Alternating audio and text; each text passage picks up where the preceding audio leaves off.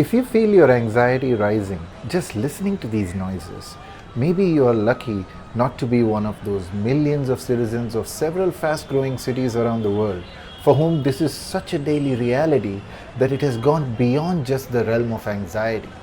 They've become numb to it. Living in one such city myself, I can safely say it's not pretty.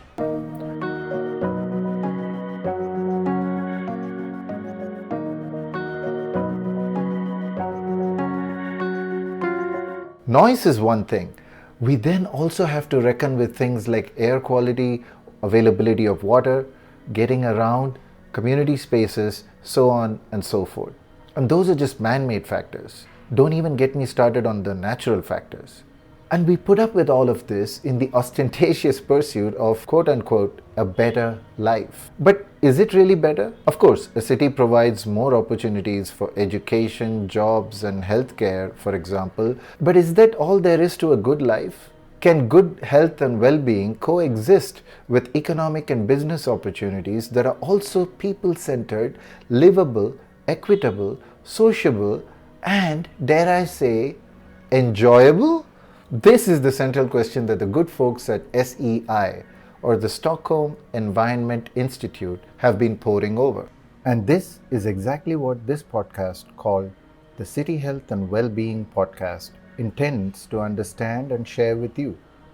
Vishal Mehta, a senior scientist at SEI working in their Davis, California office, who has actually worked on the City Health and Wellbeing Initiative, hosts the podcast, and I, Gokul Chakravarthy, am its producer.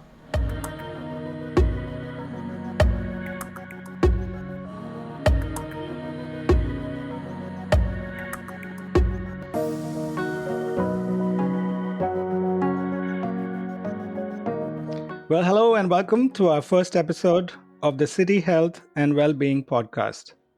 I'm your host, Vishal Mehta.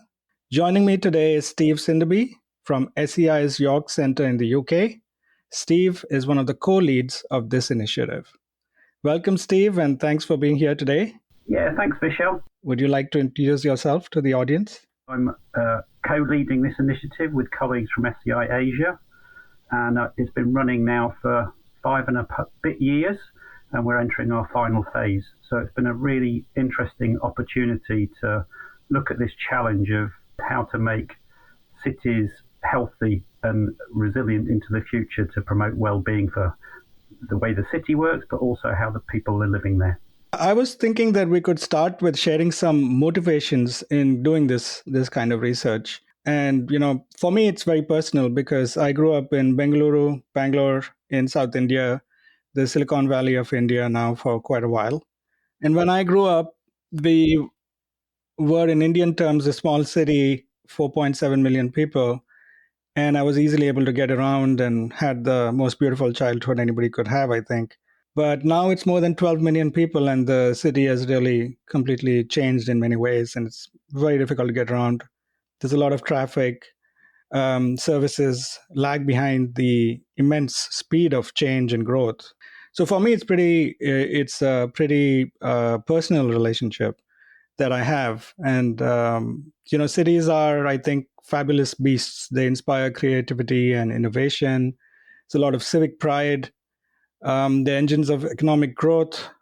At the same time, they can be very difficult places to live in. If you're not lucky, like I was and am, millions of people come to cities for a better life, ending up in terrifying conditions in urban slums, informal settlements. So that's my motivation. And as you know, we have this entire project on Bangalore urban metabolism as part of this urban sustainability portfolio that we have in SEI. So I was wondering if you can share some of your personal sort of interest in this and to start us off. Yeah, so I've got a mixture of kind of professional interest in my time at SEI. I've been lucky enough to work in rural settings, trying to understand development challenges there, but then also in cities in different parts of the world. And I think the reason I've got more and more interested in cities is partly this transition we're going through, where now the majority of the world's population have tipped into living into cities for the first time in our history.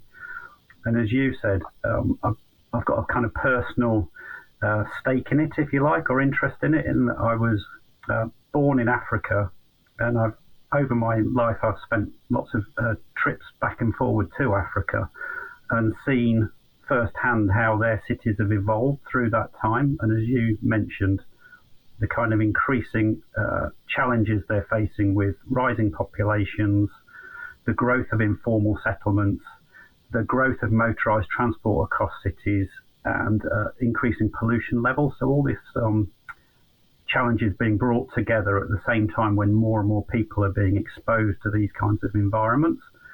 So it's that mixture of professional interest and feeling we could make a difference, and also a personal interest in actually experiencing these things firsthand and how things are evolving.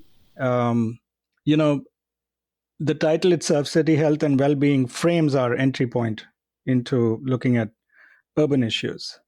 So maybe we could talk about health and well-being. How do we distinguish this? How do we couple human dimensions of change versus the environment we live in? How do we try to work on both topics at once? So, as you said, it's titled City Health and Wellbeing. We kind of mean by that both the health of the city, so how the systems in the city are functioning, and that interaction that has then with the health of people living in those spaces. So that was our kind of starting point. And the well-being dimension is partly because of the increasing interest we've seen in lots of dimensions around mental health issues and the psychology of living in urban settings. So it's bringing that novelty of a new way of including that interest into looking at how developing cities are affecting people's mental health and well-being. So moving beyond the sort of direct physical health interactions of, say, air pollution on people's respiratory health, through to their actual, how they experience the city and how that affects their day-to-day well-being. Yeah, Steve, you mentioned about some of the components of the work we did. Shall we elaborate a bit more and talk about the citizen science aspects of it, the interactions with local stakeholders and governments, and also the two cities we chose? Yeah, so I'll start with the two cities because that's been our focus for the past 5 years. So we were interested in working in what are called secondary cities. So these are the smaller developing places in all over the world. So not the capital cities, but slightly smaller places, often places that get less funding, less research interest, and have less capacity to monitor and evaluate how the choices they're making are affecting the health and well-being of the people living in the city. So we picked these smaller places, one in Thailand, where we have our office in Asia, one in Kenya, where we've got the SDI Africa Centre, to try and work in those places where we could develop strong relationships both with local authorities in those places, but also the communities that are actually living there. And the two cities we picked are quite different in some ways. In Kenya, in Nakuru, there's growing population. There's a pressure to densify the city. So what I mean by that is more people living in the same land area, which usually means going upwards in terms of buildings and maybe building on what are currently open spaces. And in Udon, in Thailand, it's pressures for economic development. So that again puts a pressure on the land and the way the land is used in the city. But beyond that, there's quite a lot of variation between the two. So Kenya, you've got a much younger population, and the population in the city is rapidly growing as it tries to expand. In Udon, you've got actually an aging population. So the two places allow us to look at this contrasting types of people that live there. And obviously, we've got a Kenya and a Thailand example with quite different cultures, histories, and governance arrangements in some ways. So similar in some dimensions, different in others, which I think proved really useful for us, as well as quite challenging sometimes to understand how those differences are affecting things. And then, yes, in terms of the citizen science, we've had two kinds of approaches, if you like. as researchers, we've had our questions that we think we need to understand and unpack to understand how the way the cities function is affecting this health and well-being. But we're also very mindful of trying to understand the questions and the issues the local people and the local authorities in those places are most concerned about, and then working alongside them to see if we can help address those things. So from the kind of citizen side, the resident side, one of the methods we've used most effectively, I think, is what's called citizen science. So the main way we've used that is actually to ask the community what their biggest concerns and questions are, and then as scientists try to work out approaches that we could use to collect data and analyse it in ways that could be useful for understanding or addressing the problems that the people have told us about. And we've done that in both cities,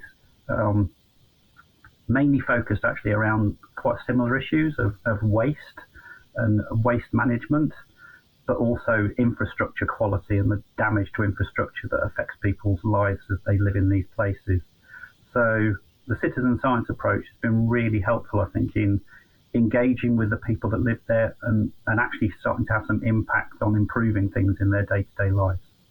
Yes, and I'd like to just add on one thing is that, when in development work and NGOs and that work internationally, one of the serious challenges is when the project is done. This particular initiative is it's in its like fifth year, I think, or something like that. Into our sixth, just. Six, okay, and 2 years through the pandemic as well. Yeah. And the choice of the cities was also very cognizant of this fact that once the project is over, the all that's been generated can founder and lead to not much. And in our case, that's why these cities were chosen, is because we had offices in those countries and centers and a local presence that has been there for a long time, so, and will continue. And so that ensures to some level continuity in our involvement. Yeah, exactly. So, I mean, exactly like you said, one of the difficulties or challenges of being a research organisation is we're quite funding dependent, and that drives a lot of what we do. And often that means you get a short-term amount of funding to go and work in a place, engage on a topic with the community, hopefully make some difference, but then potentially you disappear. The funding finishes, you move to the next place, the next challenge, and you might leave something behind, but often not very much for the community that you're engaging with. So there's two ways we've kind of tried to leave a legacy. One is all the information we've collected, we've been trying to take back to either the local communities or the local authorities so that they can actually have access to it into the future and make use of it into their planning and decision making. We've also hopefully got the potential now, because we have such long-standing relationships, to attract new funding that we could actually continue working in those places. And the best example at the moment of that is colleagues in SCI Africa that are working alongside the local authority in Nakuru on a new activity that's expanded on one of the things we did, which is to actually look at air pollution issues. And they're working alongside the local authority now to expand a network of low-cost sensors so that they can continue to do that monitoring for the local authority, but also from a research perspective, but into the future. So hopefully we won't just be an activity that finishes and everybody has good feelings about it, but then forgets about it. Hopefully we'll continue to have these relationships into the future in these places. This made me wonder, at a very high level, what was the dynamic of the working relationship between the team from SEI and the local communities or authorities or the combination thereof? So I asked them. By becoming more collaborative rather than parachuting in and just saying, we're interested in this topic, you're going to help us with it, we turn that around to, we're interested in how the city is affecting you, tell us what your problems are, and we'll see whether we can work to address that. And also on that front, Gokul, there's a lot of work on the colonization of research. It's a big deal now, and it continues to be that the questions are framed elsewhere from the global north, and that still continues. Um, and there's a lot of history behind that, as you know, so we won't get into that. But going from more a consultative role to the problem forming role, we hope that the communities we work with, we start with that. It's like they formulate the problem first. Yeah, and just building on 2 points, I suppose. In both places, we were lucky in that, say, in Nakuru, they had this program in the city to beautify the city, partly from a sort of touristic potential, but also obviously to benefit the people living there. And that involved potentially the planting of lots of new green space or development of new parks. So we were lucky that they were interested in that topic, and that was a kind of a good entry point for some of our questions. So there was a sort of synergy, if you like, between what we were hoping to do and what the authority was interested in. And similarly in Udon Thani, the mayor was interested in making the city walkable, a walkable space and a walkable city. And again, that connected with this sort of idea of health and well-being and the kinds of spaces people were walking through. So that made it much more welcoming than it perhaps might be if you were a more traditional science research question of just work on it with us. Of course, there's always this very uncomfortable piece, like that I'm uncomfortable about, is that, oh, we are here to help. That's not the method that we've used. It's much more participatory and engaging. Even despite this, trying to do bottom-up kind of work, there's always a tension. For example, one of our research was to do a standard survey on, what was it, Steve? That standard international WHO survey that your friend at Virginia, the professor. Oh, yeah. What was that survey about? Which, the subjective well-being one or the... Yeah. I mean, there was a question this survey had, but it's a standard question. Okay, so from the research side, in this space, it is not surprising. But even when I heard it and when the locals heard it, there's this mockingbird trying to get in again.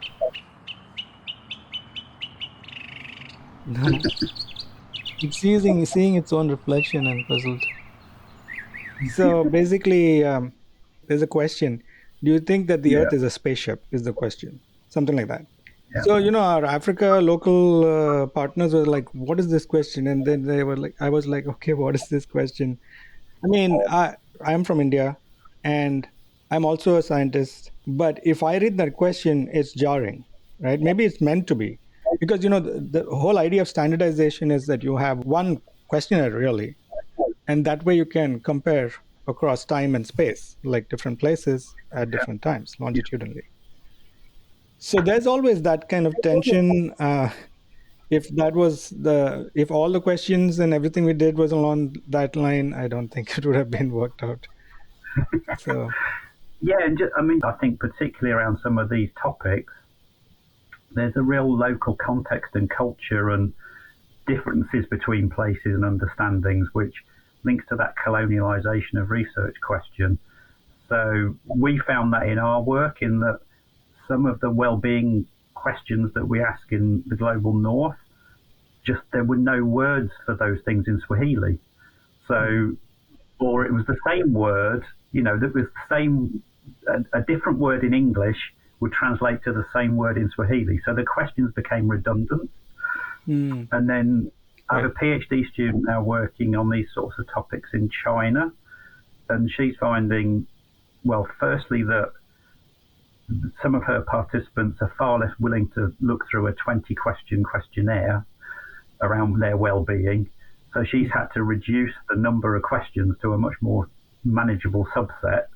And again, some of them just don't really translate so well into the sort of Chinese context and the Chinese experience. So I think this sort of idea there's some universal questions we can ask around this topic is probably flawed.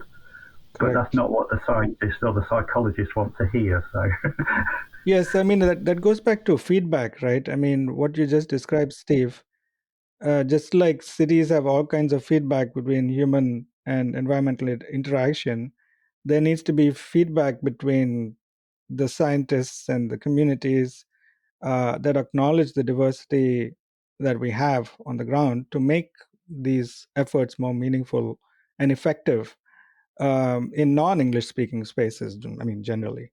So without that, I think we are not actually practicing what we're preaching in a sense. It's like we also have to feedback and change fast because everything else is changing so quickly.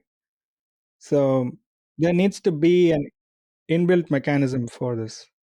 And also, we've talked about how we work very closely with local communities, civic organizations, regular residents. Can we talk a little bit more about the role of the governments in this? And are there any sectors that perhaps we could improve or strengthen relationships with in the future, especially, say, the corporate sector, perhaps? Because the rapid growth is being implemented and driven by, to a large part, by real estate developers. And so, how do we fold that sector? I've always thought that perhaps we don't have a strong enough connection there. Yeah, I think that's a good insight, Vishal, in that I think that's one of the big challenges, particularly in these secondary cities, is often they've got planning officers and planning agencies within the local government, but often the plans lag behind actually the reality of what's happening on the ground, particularly with the rise of informal settlements and informality. Lands being changed and occupied in regardless of what the city authorities planned for that site, and that then leads to the need to sort of address the rise of informal settlements or people living in those places in terms of delivering services and infrastructure to support them. So, yeah, I think that issue of the real estate, if you like, or how land's being developed and the business sort of drivers behind that is something that's really critical in these places. And it's not been a key focus of the initiative, but I agree. It's in other projects we've worked on, in getting businesses engaged and making them see that there's sort of either business benefit or that they have some business responsibility through their actions is a critical thing, I think, in terms of influencing the future direction, both for cities or wherever else we've been working.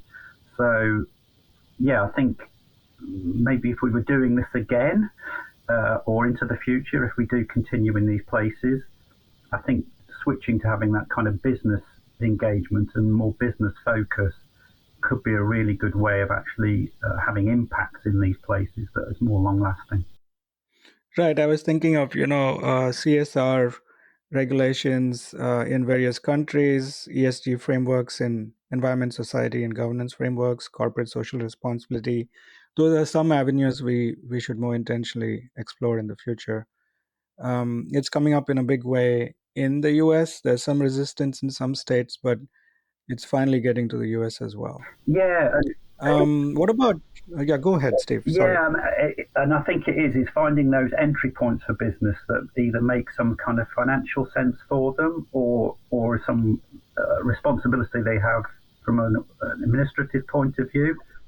Yeah, because I think otherwise, in other projects where I've tried to engage with business, unless you can hook them in some dimension of those, it's really hard to get them to engage because obviously the bottom line is they're there to make profit or to employ people and manufacture things or do things.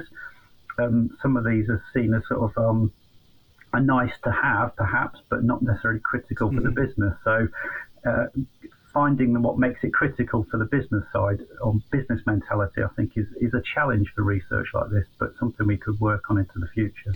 And going back to governments, there's local government, state, national, and the local government piece in our work, I've always found there's a tremendous interest and capacity to engage while we are there.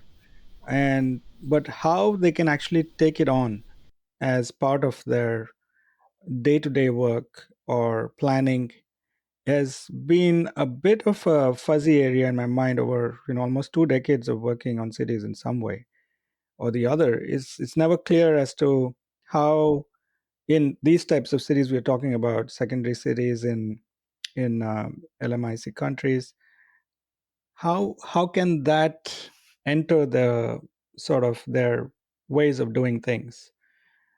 I think it's a longer game in the sense there's a massive capacity building effort that needs to happen, that probably needs to be driven at the national level and which varies in each country.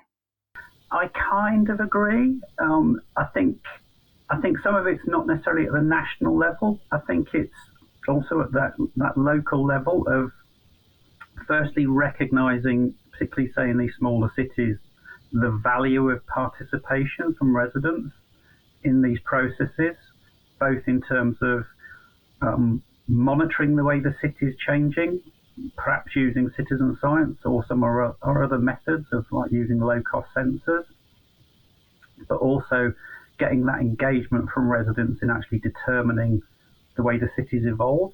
So I think that mindset from secondary cities of the value of participation and the approaches they can use to actually bring that into their decision making, which I don't think necessarily needs a national strategy for it. It can be from the bottom up at the local level or from the city authority. And then I think in terms of the approaches we've used, I think also the potential of these low-cost sensors that are emerging. So they might not meet kind of statutory requirements for, say, monitoring air pollution, but in terms of having a better understanding of the quality of the environment and the way environments are changing, I think low-cost sensors could be really valuable, particularly for these smaller cities that might not have resources to put in an extensive official monitoring network. Mm-hmm. That's great.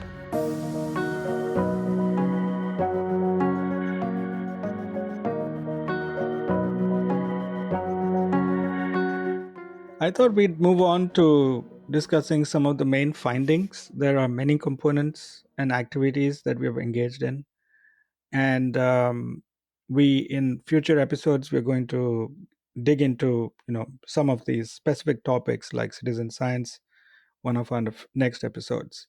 But I thought that it'd be good to get a flavor of the findings across the different activities that we engaged in. Yeah, so we spent a lot of time trying to understand how the form of the city, the kind of land use there are there, and the way people interact with it are affecting their health and well-being. And in terms of key findings, I think one of the things that was partly a driver for the initiative to begin with was trying to understand how these different land uses affect people. And one of the key things has been the actual benefits that green spaces and green infrastructure in these cities are bringing, even in these low middle income country settings. So we have understanding now about the social benefits of that from how people are using these spaces, but also much more quantitative work of actually physiologically how these kinds of spaces can benefit people. So I think that's quite a novel, new piece of information, really. And a lot of the research on this topic in the past has been from Europe and North America, but not so much in the kinds of cities we've been working in. And as I said, the pressures that these cities are under mean that these kinds of open spaces, green spaces, or social interaction spaces are often the ones that are under most development pressure and potentially have been the least valued in some ways. So understanding the benefits those are bringing for the people that live there, I think can be really important in terms of the choices city planners make and decision makers make. So I think that's been one of the most, for me, partly because of my interest, a really interesting critical finding. And I think we've done some really novel work in that area that is even opening some new avenues for research into the future. And also, I was particularly thinking of our participatory mapping activities in these cities. One that stands out after 2 or 3 years, even, is the mapping of the use of green spaces in these two cities and also in different neighborhoods. Mapping of the different concerns. We had environmental champions from the communities walking and mapping different areas of concern in terms of water and waste, air quality. One of the findings that were really interesting is that green spaces are assumed to be sort of the holy grail of um, you know uh, green infrastructure, green building, and design. But it's not so black and white. Green is not as black and white as we seem, because different parts of the community and different neighborhoods, for various reasons like safety for women in particular, make these places not universally places of comfort and peace and well-being. Yeah, The yeah, related, yeah, go ahead. Yeah, Steve. yeah. No, I totally agree. I mean, I think, as I said, in Europe and North America now, there's increasingly strong evidence of the benefits green spaces have for our mental health and well-being. And there could be quite a naive translation of that to thinking of low middle income countries as being the equivalent or the same. Whereas, as you said, what we found is a much more useful, I think, or emerging pattern that there's key differences in these low middle income countries and in different cultures and climates, physical climates.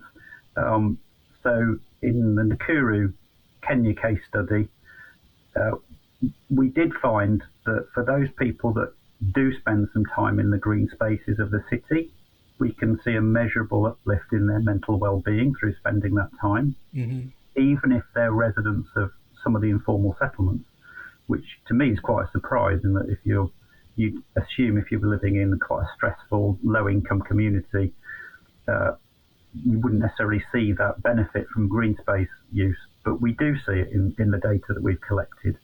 Um, but as you said, the challenge in somewhere like Nakuru is two things really. One is there are some parks that are green for some of the year, but they're not green universally. And into the future with climate change impacts, I don't think we're proposing that they should be irrigated to maintain a sort of ecosystem that in the northern latitudes would be something we'd expect to see. So I think there's that issue of what kinds of spaces can promote well-being, and also the equity dimension that you touched upon might mean that it's more important to, say, disperse vegetation around the city, not in luxury parks or big parks, but say putting street trees in so that people have an exposure to green infrastructure during their daily commute. And also some of the other benefits that green space brings of, say, shading and thermal comfort, all those kinds of other benefits that green infrastructure gives. And then if we move across to Udon Thani and the Thai case study, exactly like you said, some of our measurements show that the green parks are the ones that give the best physiological well-being benefit from the measurements we've taken. But when we subjectively ask people their preferences, they're actually feel more comfortable, if you like, subjectively, in the more sociable spaces of the city. So some of those can be the kind of retail environments where there is The a malls. green, shopping malls, where there's a green infrastructure component. There's trees or planting, but there's also people and social interaction. So again, that's slightly different from the sort of evidence and the advice we give in say, UK of go and spend some time in green space. From the Thai culture, it's more important perhaps to have a sociable space. So, as I said, Right. some really interesting differences, and again, more questions that in the future we might want to go into more depth in. And then Go ahead. in terms of that mapping activity, as you said, I think I'm a geographer and I love making maps. So we've done a whole range of mapping activities. We try to understand the uses people were making of different spaces for things like exercise, socialising, and relaxing, but also the spaces they found difficult or challenging. So trying to map those across different neighbourhoods of the city so that we could understand from somebody who lives in an informal settlement their view, and somebody might live in a slightly wealthier part of the city what their use of the space was. So that kind of participatory mapping. And then we've also, as you said, done with the citizen science method, a lot of what people collected had a spatial dimension.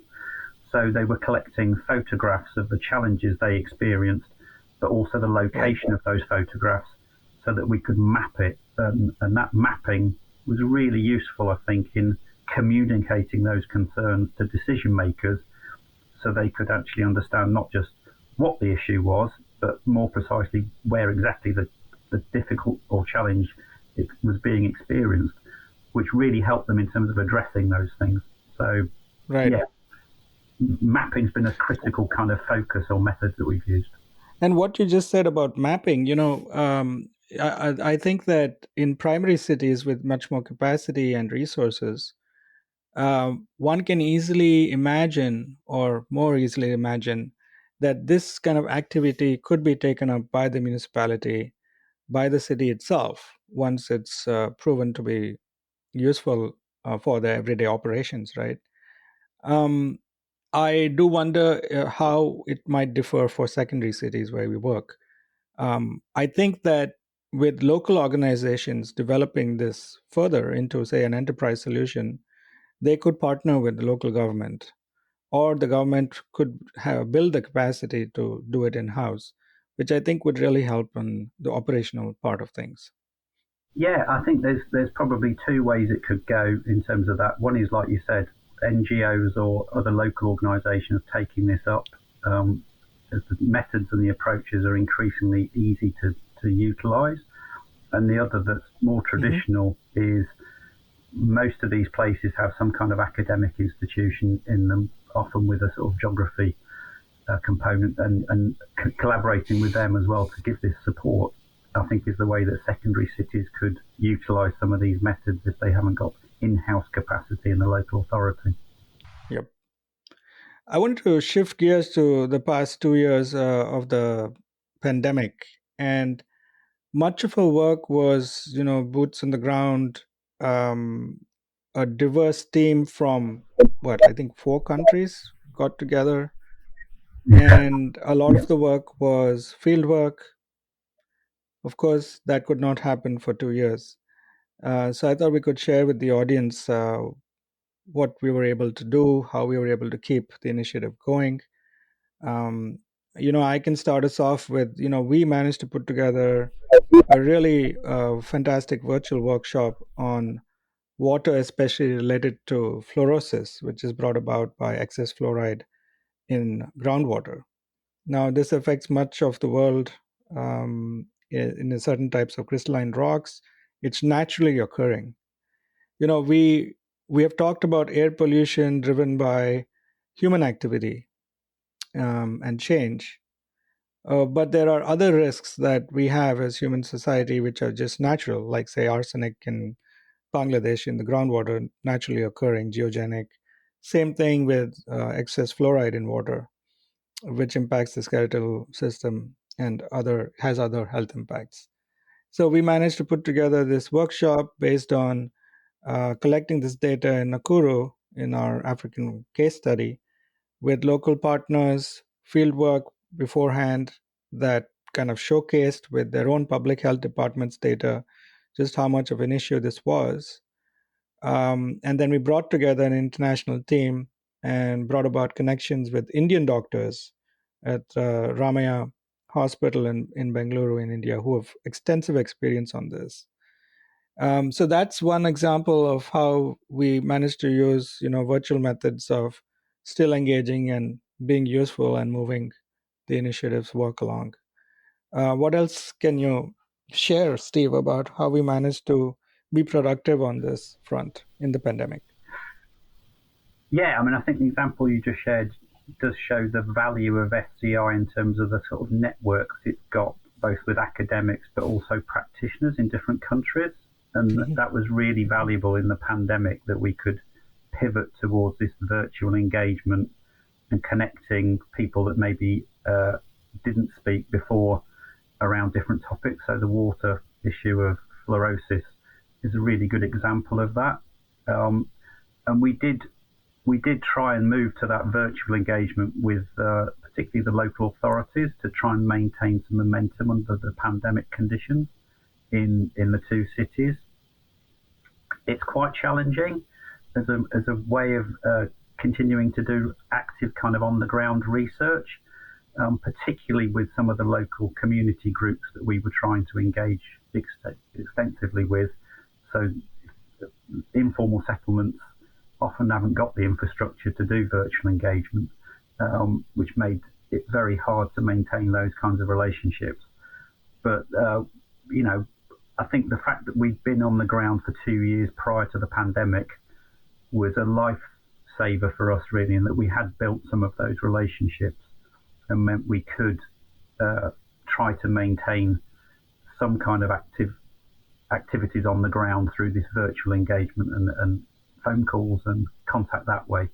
I think for the kinds of work we've been doing, I mean, the pandemic was particularly problematic because we were so dependent on actually doing things on the ground with real people in real places.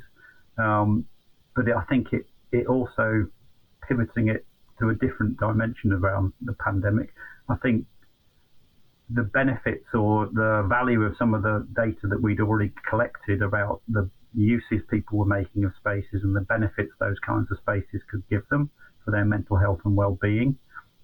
I think understanding, especially under the pandemic conditions, the increased value those spaces of social spaces and green spaces could have to maintain people's mental health was a valuable bit of learning.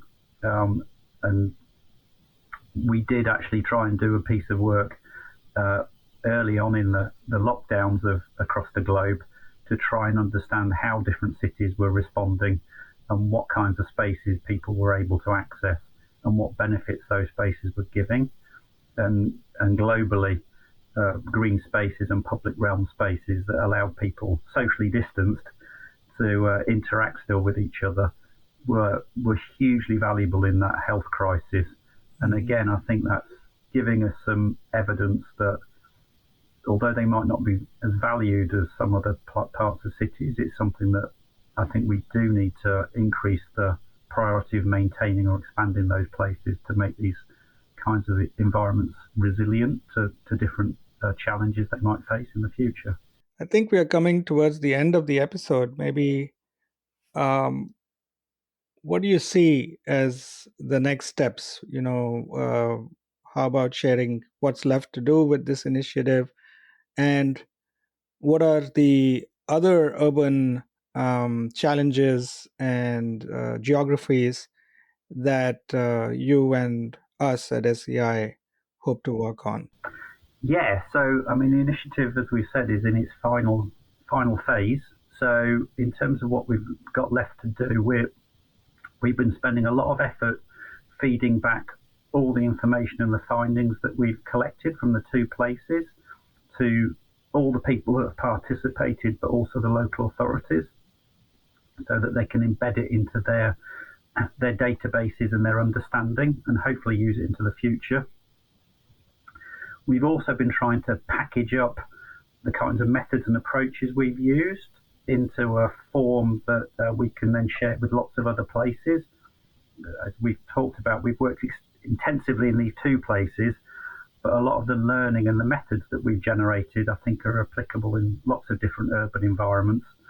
So we've been putting together resources that either local authorities or local community groups might be able to use around the world and packaging those in what we're calling an urban toolbox. So that's a big focus for this phase of collecting all that together in a usable form. And then the other push that we've got is, now that we have all this rich understanding, is to share that with other agencies, so things like the World Health Organization or other urban-related research groups, so that we can share what we've learned and build upon that in their research areas. So I think for the initiative, those are the key things. More broadly, like you said, I think the initiative's given the Institute lots of benefits in terms of some of the approaches and methods we've trialed and evaluated. So in a different complementary project, we've been using lots of the kind of measurement monitoring approaches that we've used, but this time in Kenya, in Mombasa and Nairobi, to look at how moving around those two cities are affecting people's health and well-being. So we've used some of the mapping approaches that we talked about. We've also been using the actual monitoring approaches, using low-cost sensors to understand the exposure of people to things that might be damaging their health, and also how the spaces are affecting them physiologically, and all the subjective questions about how they perceive those spaces. So we're already translating the approaches and methods to other places and other cities, again, to hopefully improve the decision making and the outcomes in those spaces to improve people's health and well-being. Excellent, Steve. Well, that's all we have time for on this, our first episode. SEI is an international nonprofit that works in several countries at the intersection of science, development, and policy. You can find out more at www.sei.org. In our next episode, we will be going deeper into some of the topics that were only touched upon in this one. Until then, be well.